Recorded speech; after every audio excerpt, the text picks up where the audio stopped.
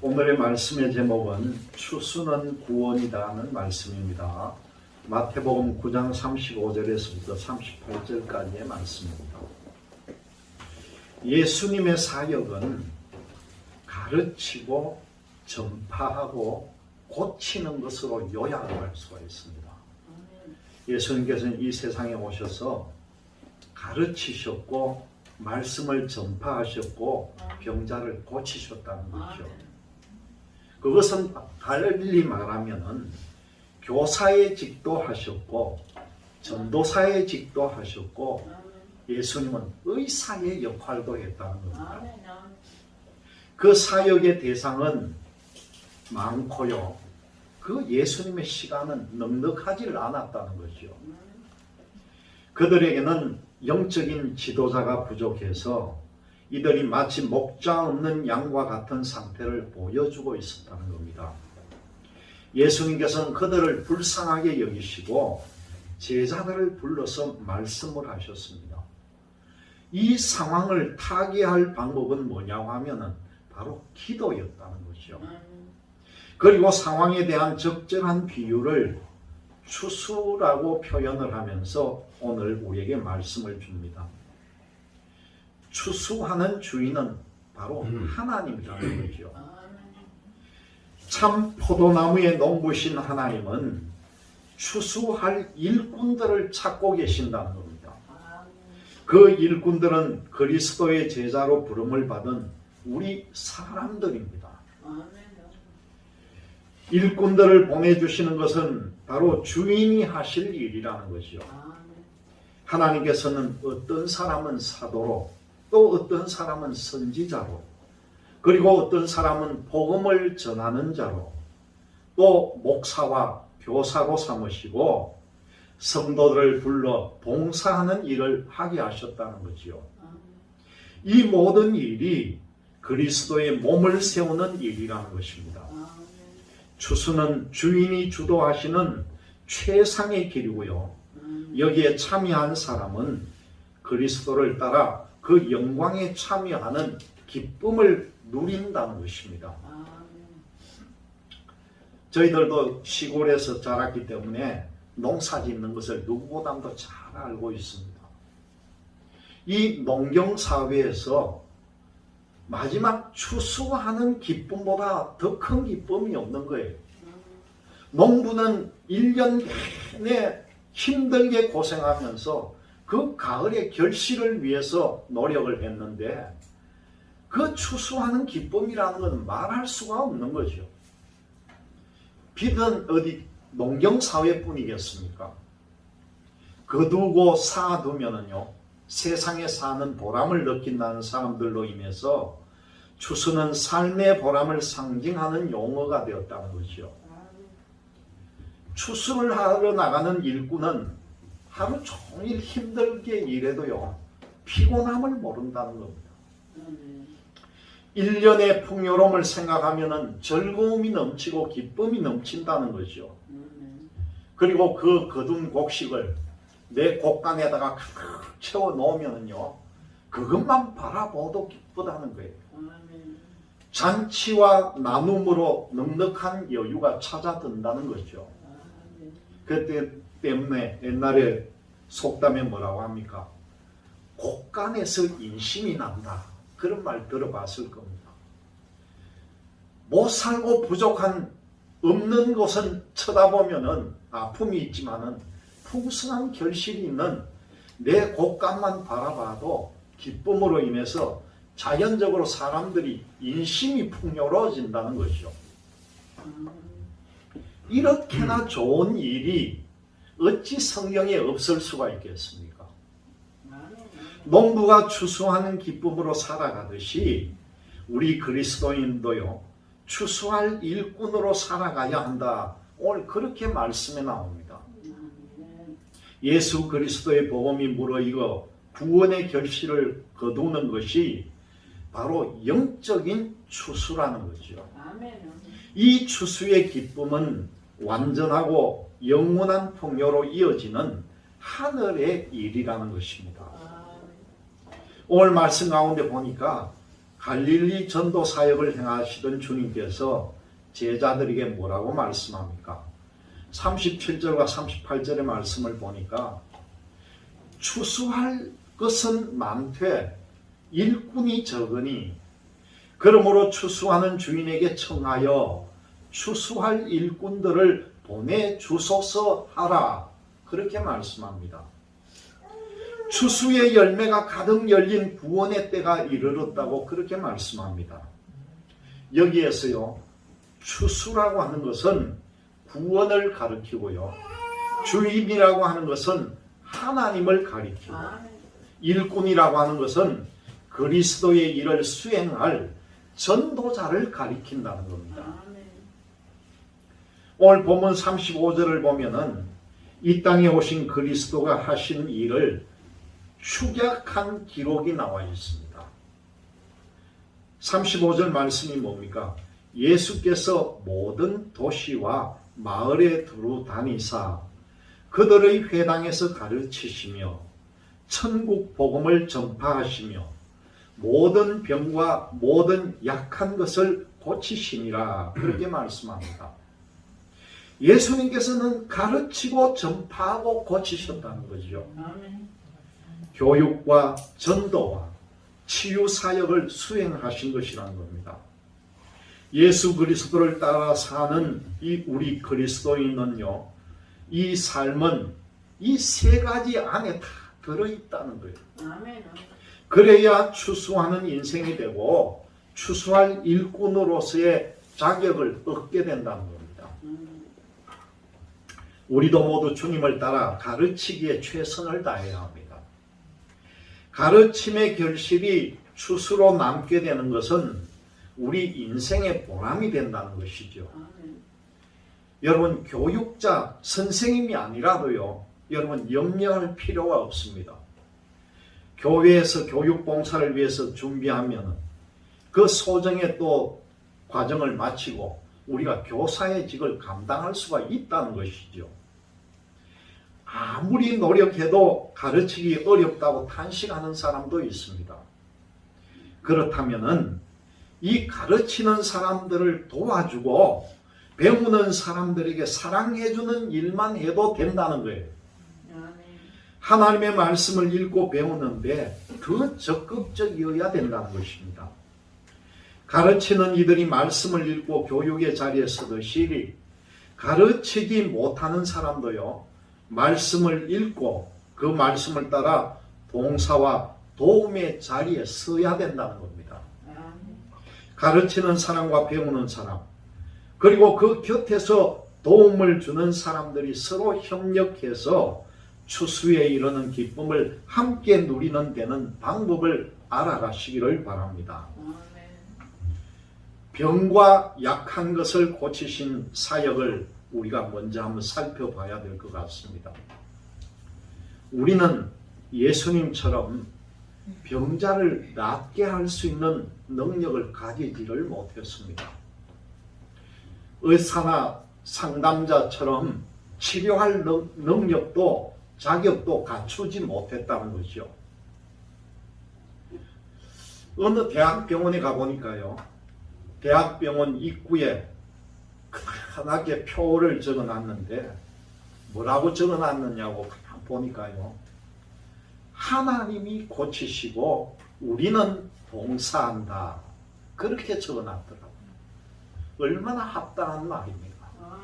그 의사들이요, 내가 환자를 고친다 그런 마음을 가지는 게 아니에요. 하나님께서 모든 걸 다 고쳐주시고 우리는 봉사만 한다는 거예요.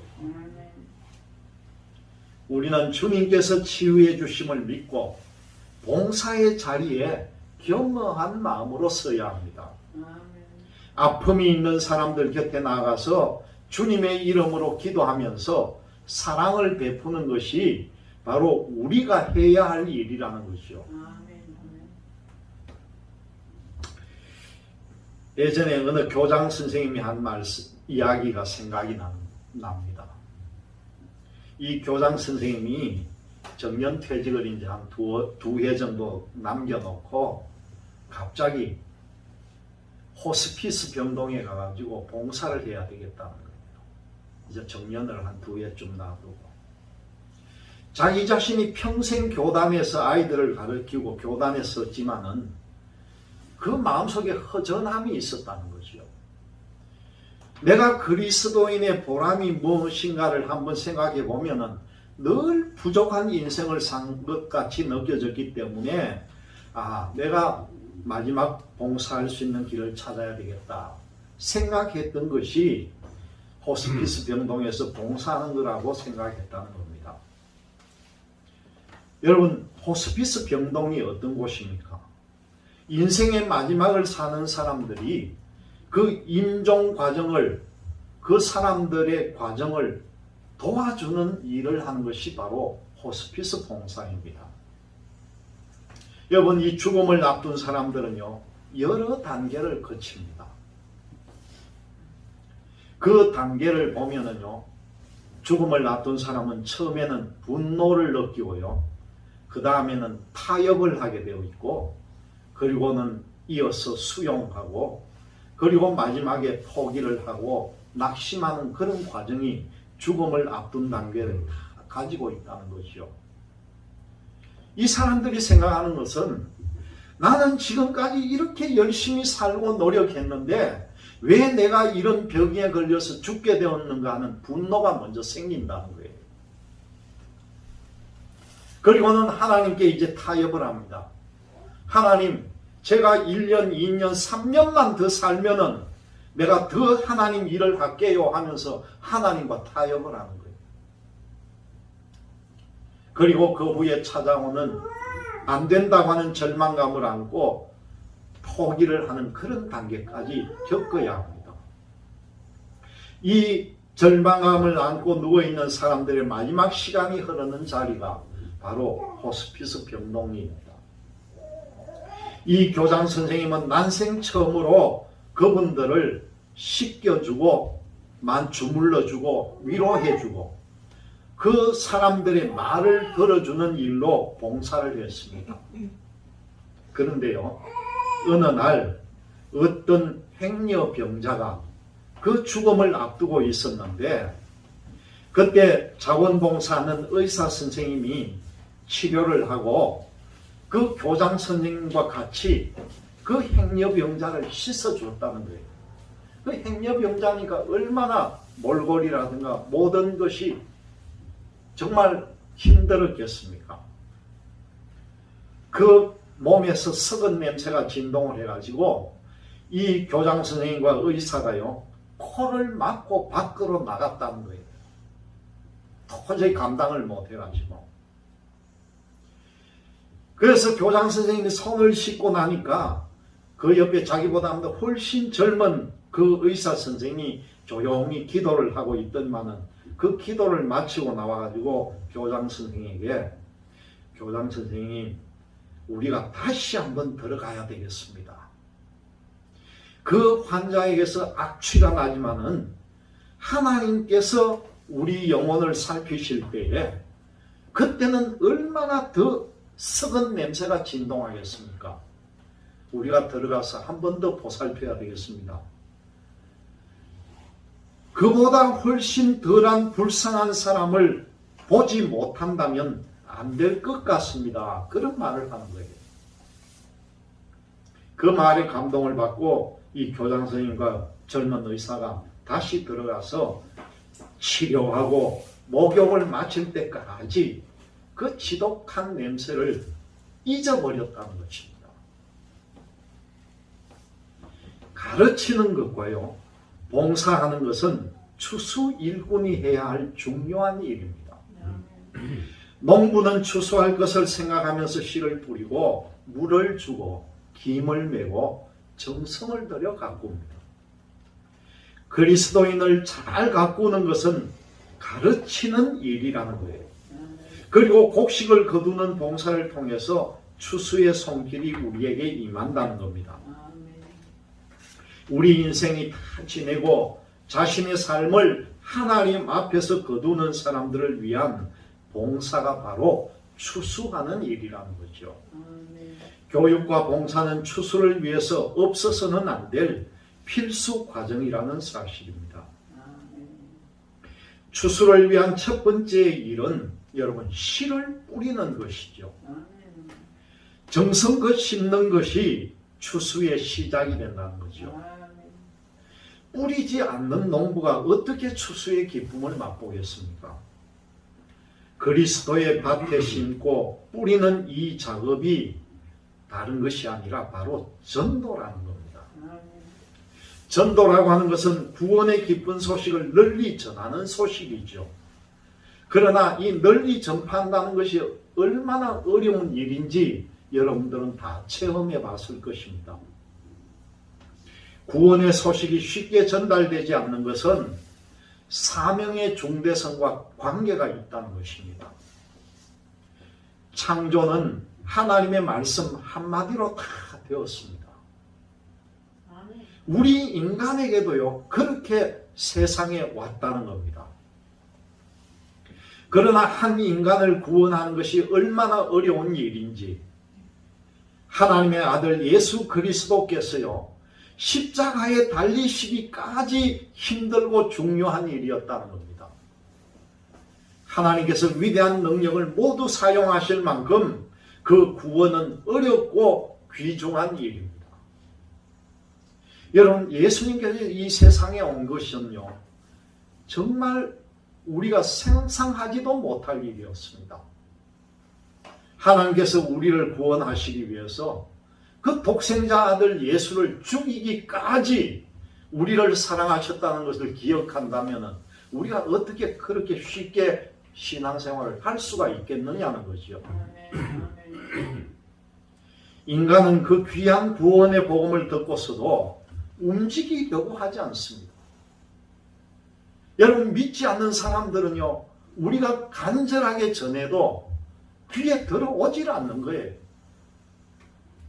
우리는 가련한 마음을 가지고 끝까지 전도의 사명을 다해야 합니다. 세상의 물질을 우상처럼 섬기면서 세상 사람은 거기에만 매달려 있습니다. 여러분, 우리에게 진리로 자유를 주셨음에도요, 여전히 이 사람들은 애것을 고집하면서 구원의 씨가 마음밭에 떨어지는 것을 완강하게 거부한다는 거예요. 요한복음 8장 32절의 말씀이 뭡니까?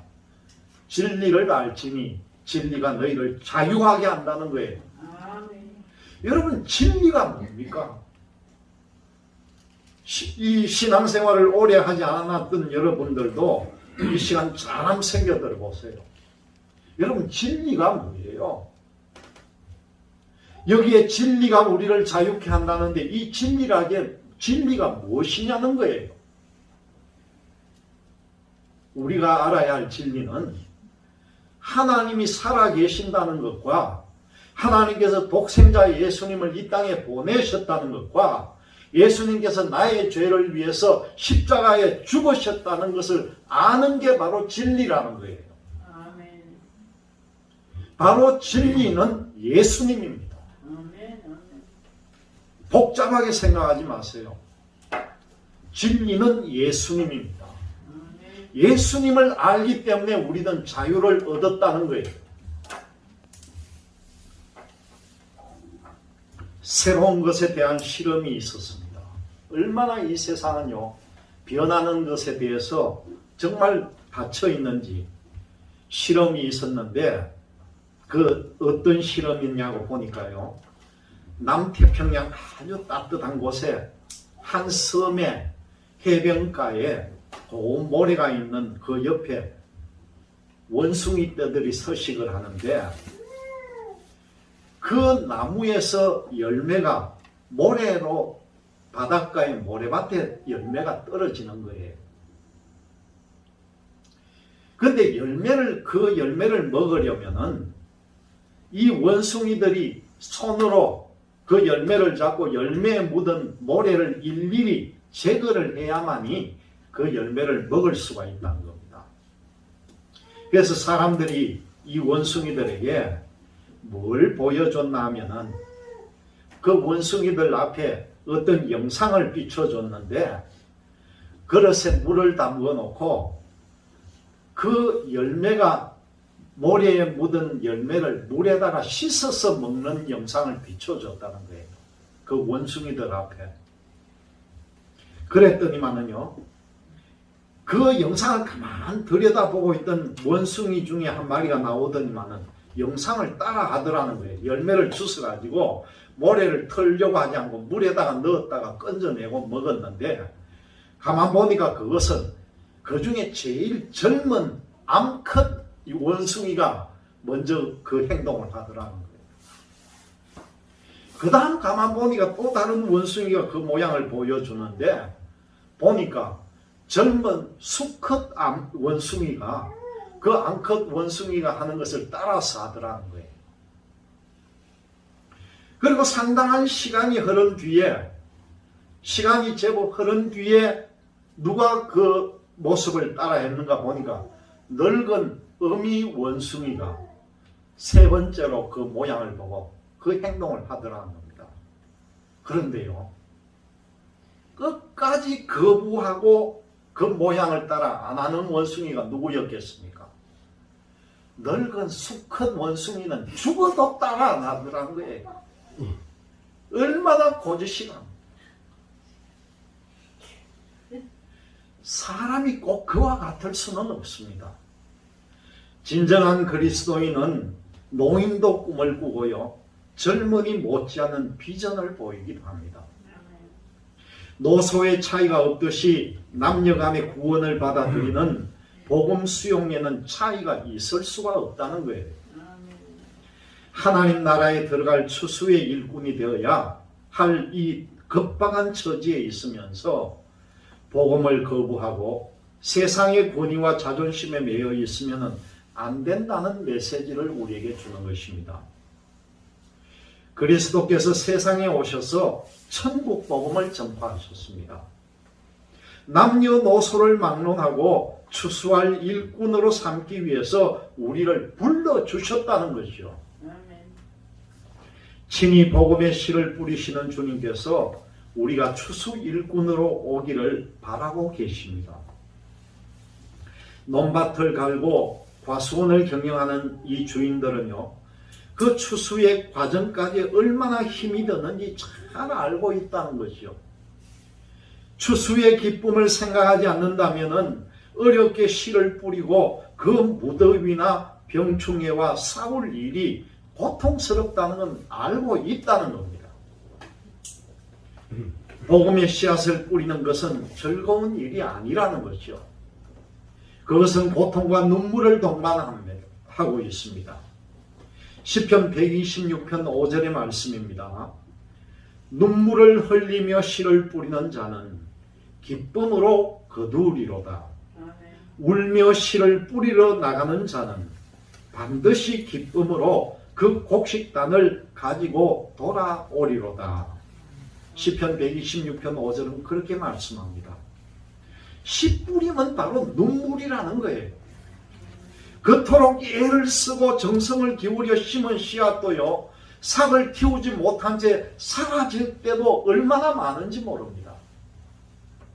하물며 이 영혼을 구하는 영적 씨 뿌림이 쉬울 리가 없잖아요. 눈물과 애통으로 기도하면서 씨를 뿌려도 길가나 돌밭에 뿌려지고요, 또는 가시떨기 위에 떨어져서 결실을 못하게 될 때도 많습니다. 말씀을 듣고 깨달을 수 있도록 교육과 도움으로 영적 대상자의 마음을 옥토로 만들어야 한다는 것이죠. 아멘. 마태복음 13장 23절의 말씀입니다. 좋은 땅에 뿌려졌다는 것은 말씀을 듣고 깨닫는 자니 결실하여 어떤 것은 100배, 어떤 것은 60배, 어떤 것은 30배가 되느니라 하시더라. 그렇게 말씀합니다. 그 옥토에 뿌려져야 30배, 60배, 100배의 결실을 얻게 된다는 거잖아요. 세상에 여러 가지 어려움이 많았지만은 여러분 올해도 보니까요, 풍성한 감사절을 맞이할 수가 있더라는 겁니다. 아멘. 얼마나 우리나라가 복된 나라입니까? 아멘.